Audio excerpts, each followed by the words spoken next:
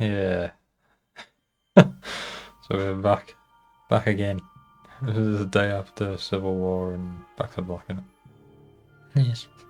And a bit of a change of pace because we've been trashing everything. I think it was Back to Black really that got us thinking, wasn't it, of underrated movies. Yeah. So we got just 10 movies since 2017, which is like when we started seriously watching them, grinding. you know, like dozens of movies a year watching them. And these are ones that we think are just criminally underrated, really. Yeah. So number 10 Yeah. is Ron's Gone Wrong animated film. What do you think about that one? It was just really funny movie, wasn't it? The main reason we're saying this, is because went to the cinema with our cousin and she was just laughing really contagiously. I don't know, so I don't know if it would actually hold up. But it was just one of the funniest things ever, wasn't it? Yeah. Sitting there. Yeah. And it also didn't have a terrible story, did it? Like, some emotion there, especially near the end. Yeah. So yeah, all around a good film to take your kids to. And yeah, the adults can enjoy it as well. Yeah, is it on Netflix? Yeah, I think it might be. Yeah, just put it up on the screen, and if it is. Yeah. I'm pretty sure it is. Oh, is that Mitchell's versus the Machines? Yeah, it definitely is on Netflix. I'm not sure anyone's gone wrong, but yeah. It's probably somewhere, isn't it? Yeah, and a lot of physical humour as well, which kids loved, didn't they? Like Ron the robot just going wild in the beginning, especially. Yeah. It's just so funny. Yeah. He's got such a blank expression. Hmm. So yeah, a complete change of pace now. Something that's not funny, really. 9 is Baby Teeth, which has got Eliza Scanlon. Yeah. I want to say, yep, that's her name. She's in Off the Dome. Little Women. Little Women, yeah. She played a good part in that, didn't she? Hmm. She's really good in this. Good lead performance, really emotional movie. It came out like in the middle of the whole lockdown, didn't it? Yeah. And which I appreciated because there was nothing to watch at the time. And it just put it out, and I thought it was a really exceptional movie. Yeah, it's basically about a girl who's got cancer, and then she meets like a Rogan, didn't she? Yeah, a Rogan lad. A Rongan. And like they're completely opposites, but they attract to each other. And he basically like helps her life throughout the film, doesn't he? Even though like he does stuff that is seen as bad or whatever. Like she accepts him and likes him because of it. Yeah, and he doesn't treat her too great, like, at the beginning, but then he, grows to, really appreciate it by the end, and he grows as a person as well. Yeah. So, her, even though, she's going through this terrible illness, it helps him and it helps her family and things, yeah. You learn a lot from that movie, really, don't you? The value of life and relationships and all that. Yeah, it's really good and really underrated, isn't it? Because no one watched it. Yeah, honestly. That could be higher up the list, to be fair, but, What's next? Belle. Oh, yeah. Like, Yeah, go on. it's like a Asian animated film, isn't it? Anime. Yeah, Japanese, yeah. Japanese one. And it's really good, visually, isn't it? Yeah. Probably is it the best animated movie ever visually? Yeah, it's one of them. There's some crazy animation. Yeah. Because it's obviously in that traditional sort of anime style. It's got that style on it, but it's I don't know, a new take on it really. Yeah, because they're in a digital world, aren't they? So they have crazy visuals. People have their own avatars in this world. Yeah, it's like a cross between Beauty and the Beast and that. Is it Steven Spielberg with the virtual reality? Yeah, what is that Ready Player One? Ready Player One, yeah. Oh, was that Spielberg? Yeah, I think so. I want to say that. Put that up. Produced by him, something like that. Yeah, put that up on the screen as well if it is. Yeah.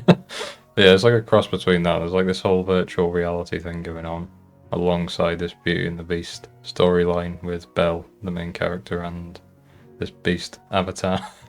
Hmm. You know, yeah, really underrated. And for some reason, that didn't get nominated for an Oscar, did it? Hmm. In the animated feature category, which is just unbelievable.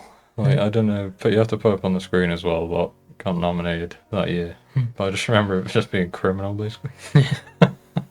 And like the whole story outside of the AI world is pretty good as well, isn't it? About she's trying to find the kid who's like the beast. Yep. Like, because he has a really terrible life in real life, and his only like escape is this AI world, isn't it? Yeah. Pretty good, like emotional story. Yeah, definitely. Anyone would like that movie. Maybe would kids even watch it? Don't know. Maybe, but you know, Not too they young. gotta read it in Japanese. Oh, yeah. Yeah, read the subtitles. Yeah, didn't think of that. Yeah. Maybe not. But yeah, just think of it as like a modern take on Beauty and the Beast. Yeah. Actually, another anime movie next. It's like a Disney movie, which you wouldn't expect to make it on an underrated list with the budget. But it's Onward. And is it who does the voices? Chris Pratt and Tom Holland, I want to say. Yeah. Two brothers, basically, and their relationship with their father. And it's... I found it really emotional, maybe. Like, completely unexpected.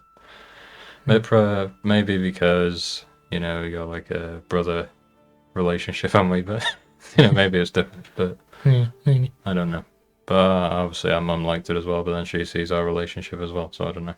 But I just thought it was just, you know, really good, really well written, wasn't it? Yeah, definitely. Like, stuff that happens that you just do for your brother, you wouldn't do that for anyone else. Yeah, right. Because now your brother, you do it. Yeah, like especially the end of the movie. Like, I'm not going to spoil it, but for the older brother with regards to their dad and it, like, that whole side of it. I don't know why, like, these movies, I just really vividly remember the plot, even though, like, I get out of Civil War, I just don't remember any of it, basically. Just because they're so good, isn't it?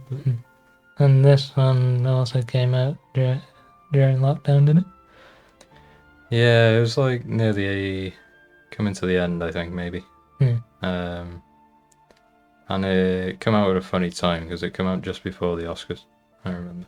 And that didn't give it a chance. Yeah, put up on the screen again what was in that year of it. Might have even been the same year as Bill. Yeah, it might have been. I don't know. Yeah, I'd say it's like the last great Disney film. Yeah. And like Encanto is okay, and then all the other ones have been trash, haven't they? Yeah, like what you were saying before that, Coco before that. Yeah. Like Coco's unreal as well in it, but I think everyone already likes it. Yeah, this one's underrated, I reckon, because no one watched it, really.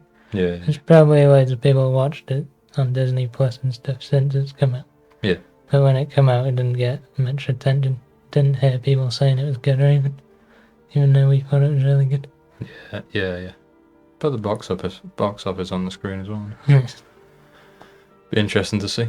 Yeah. Alright, next, number 6 is Decision to Leave.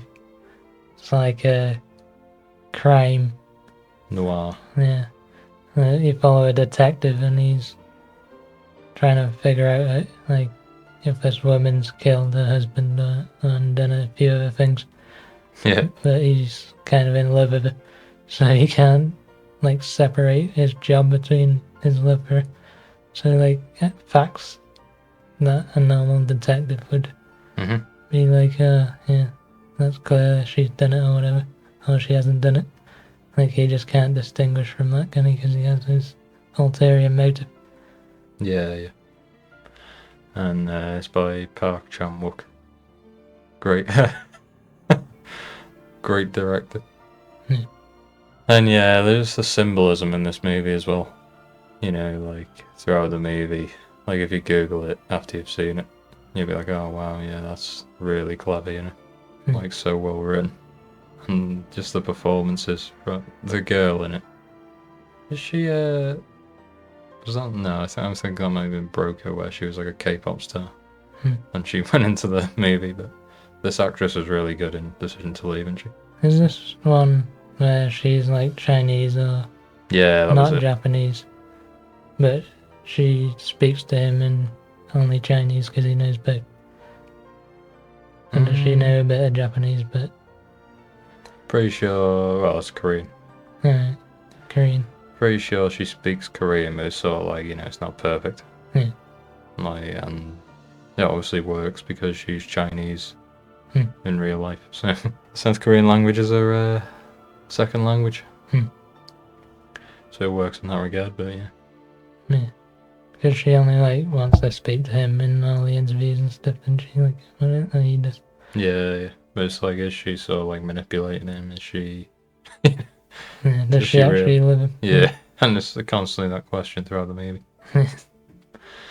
We seen it, didn't we? At a few months before release, that Manchester Film Festival. Yeah. Well, part of the London Film Festival, and it screened stuff in Manchester. And it was just a really good atmosphere in the room, wasn't it? I thought. It was packed. Every seat was full. Wasn't it? Yeah, that was really good experience. If you ever get a chance to go to one of them screenings, for a good movie, because obviously people recognise the directors, previous movies. So you got a lot big following off that, really, didn't it? But yeah. Yeah, and it's definitely underrated because it didn't even get nominated for an Oscar. No, it missed out, didn't it, again? That's just crazy. So that means no one's really seen it. Yeah. Especially in our countries, like Britain and America. If it doesn't get nominated, you don't hear about it, really, do you? No.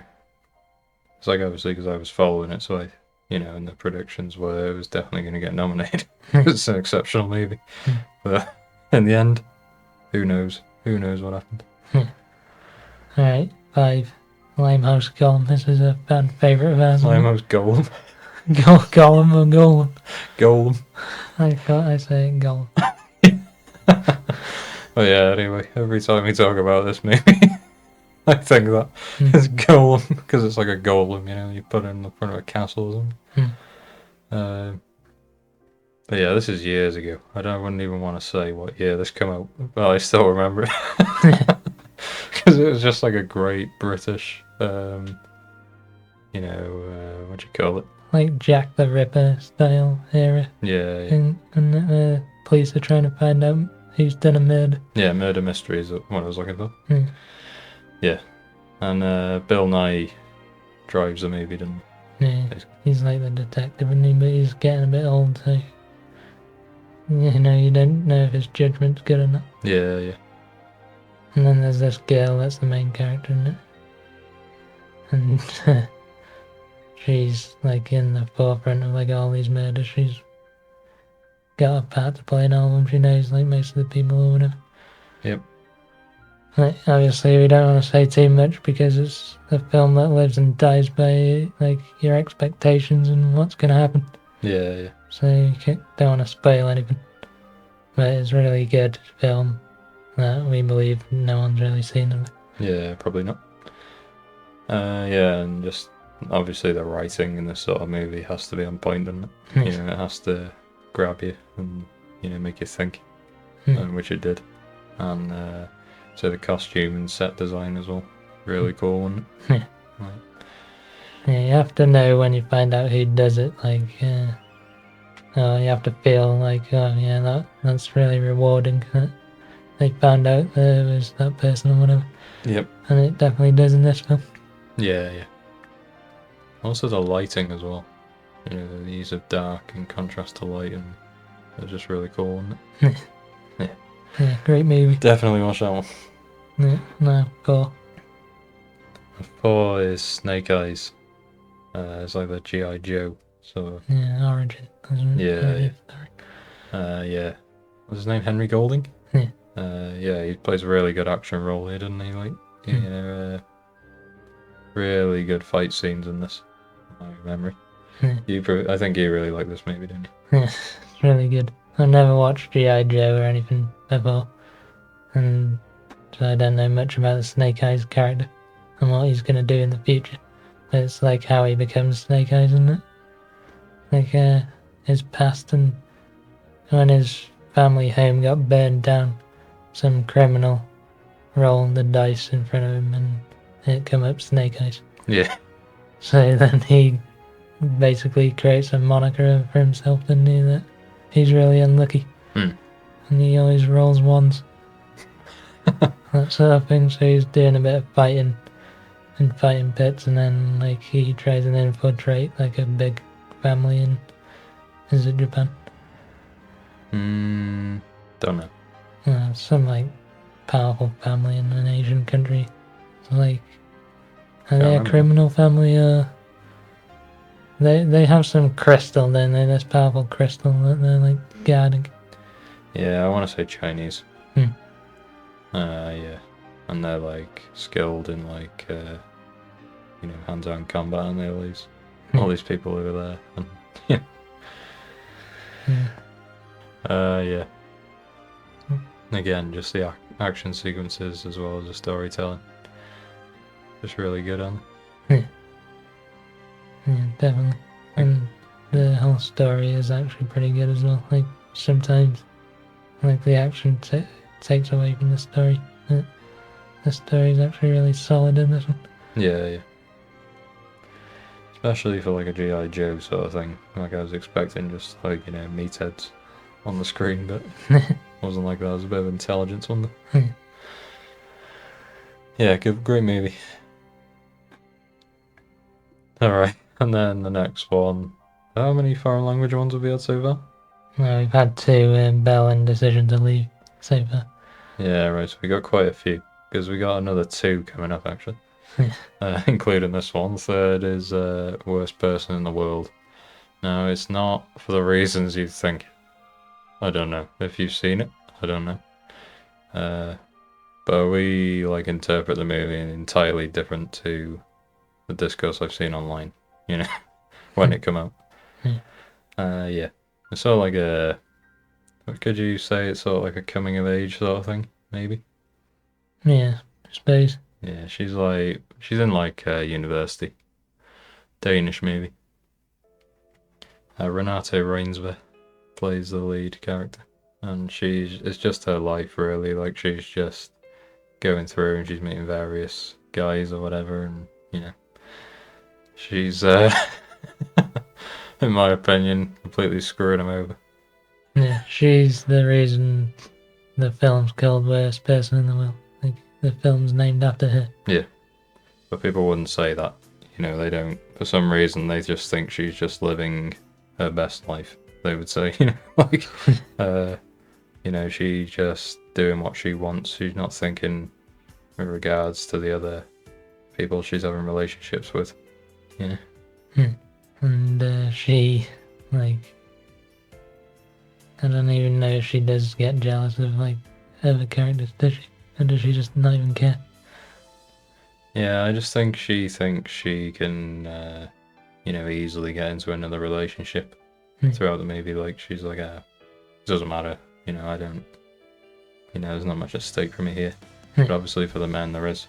Yeah, because they're getting older and less time to have children or find a wife or whatever they want to accomplish. Yeah, like they want to settle down, don't they? And, especially the main character we discussed in the Mother's Instinct review. and Anders Danielson Lee. Really good performance here, and he really emotional. Yeah, I'm not gonna spoil any of his character or whatever, but he's a great performance, and he is, I don't know, the main like point of the movie, in my opinion. Like, shows what how unlucky he was when you see it. Been completely screwed over.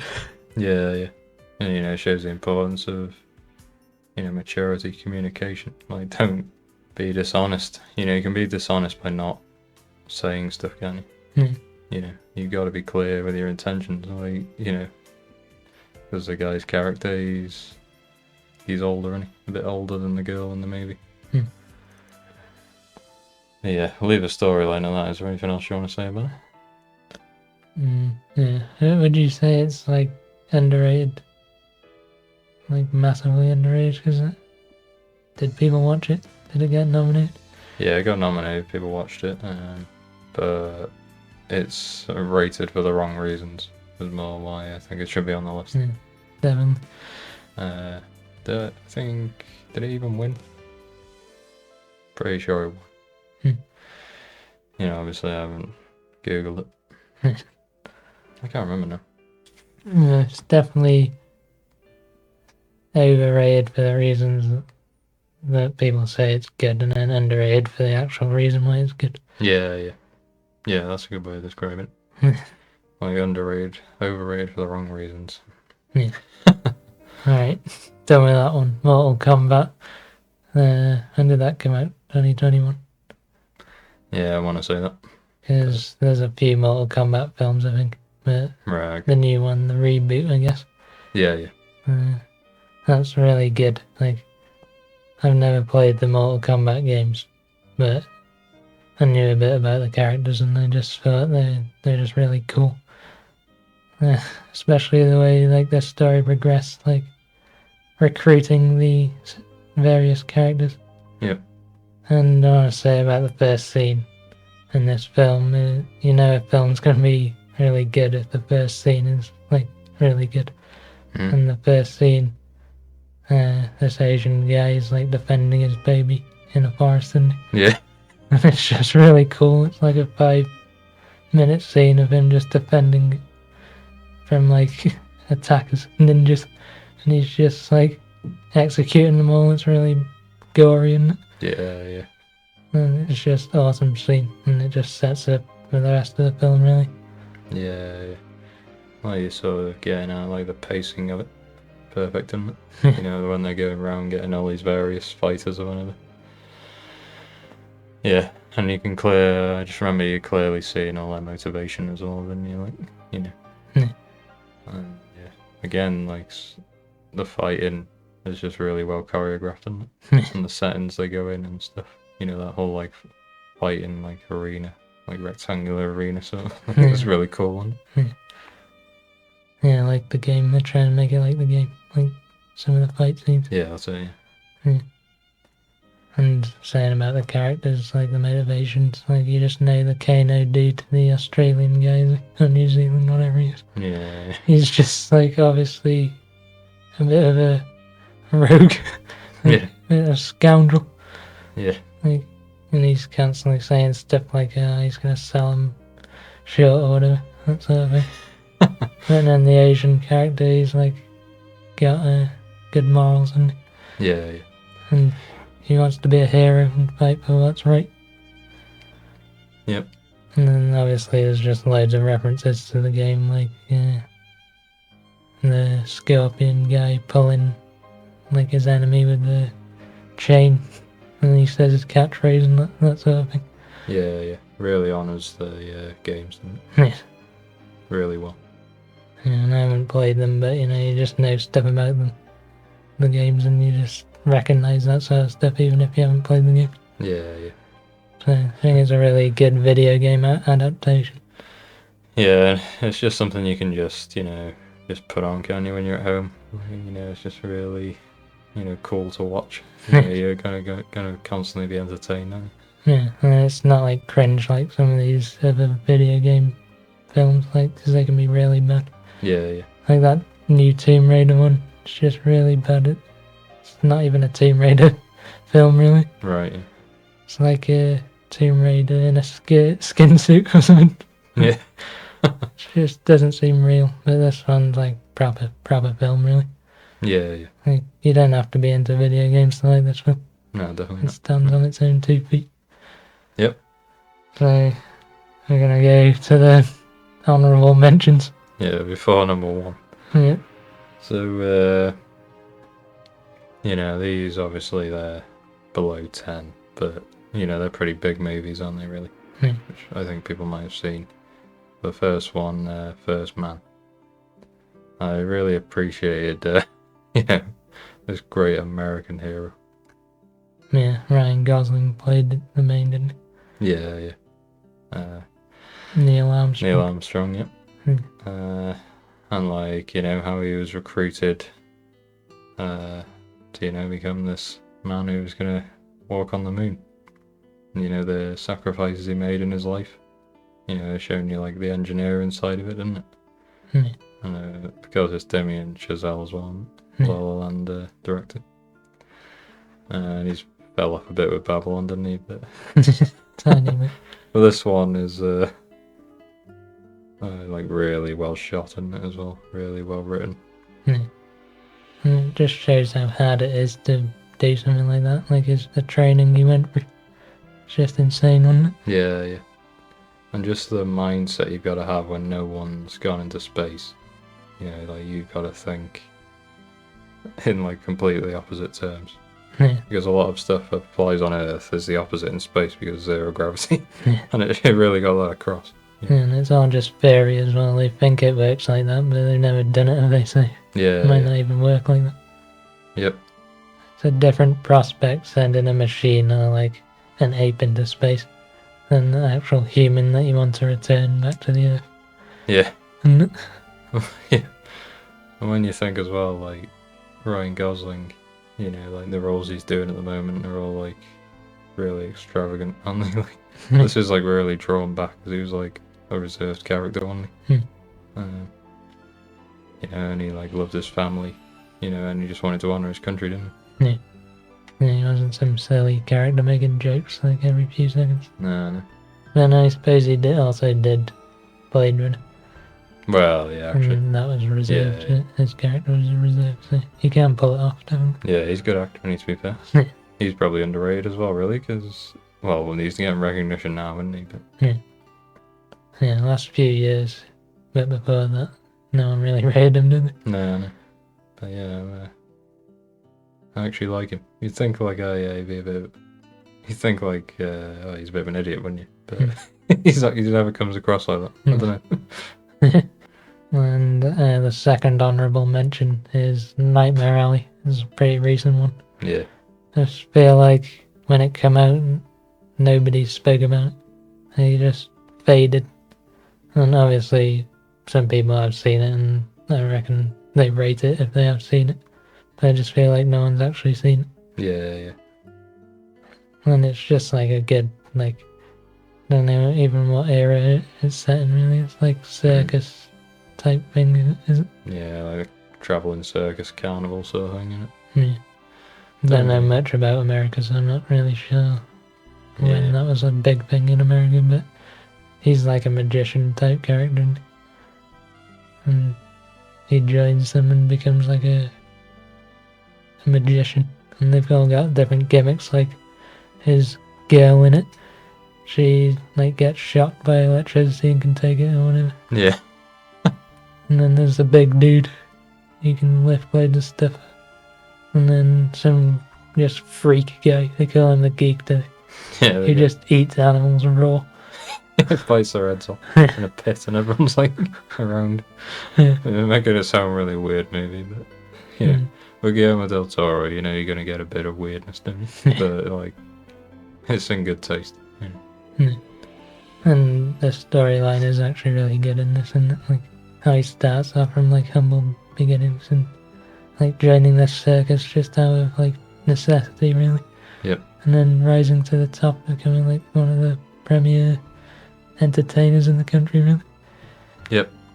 Yeah, and then there's obviously twists and turns that happen throughout the film that obviously we won't spoil, but it's just a really good story, really good atmosphere, and set design and costume design.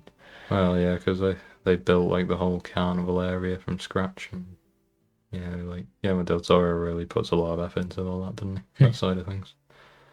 Like what I was saying, like Pan's Labyrinth. Yeah. And Shape of Water as well. He did that, didn't he? That cool sets there. Yeah, he has really good style, didn't he? Yeah. And that whole thing of like his characters not talking at the start, and it's just like, you know, because we're sort of learning with him, aren't we? Yeah. I just love that. You're just like following them as they experience stuff in the world, and then once they get familiar with it, then they start talking to him or whatever. Yeah, which is just true to life, isn't it? Yeah. That's what it works like. Yeah. Like, yeah, you wouldn't go into a carnival and instantly become the main character, would you? Because there's loads of eccentric people there. Yeah. You'd just be taking it all in, wouldn't you? That's it. So, yeah. That's the final honourable mention, and now into number one. You want me to say, dude? Yeah. So, this is I said we got another foreign language movie. It's Hong Kong, actually, Better Days. Now, I don't know if anyone would have seen this. It did get nominated for an Oscar, didn't it? Yeah.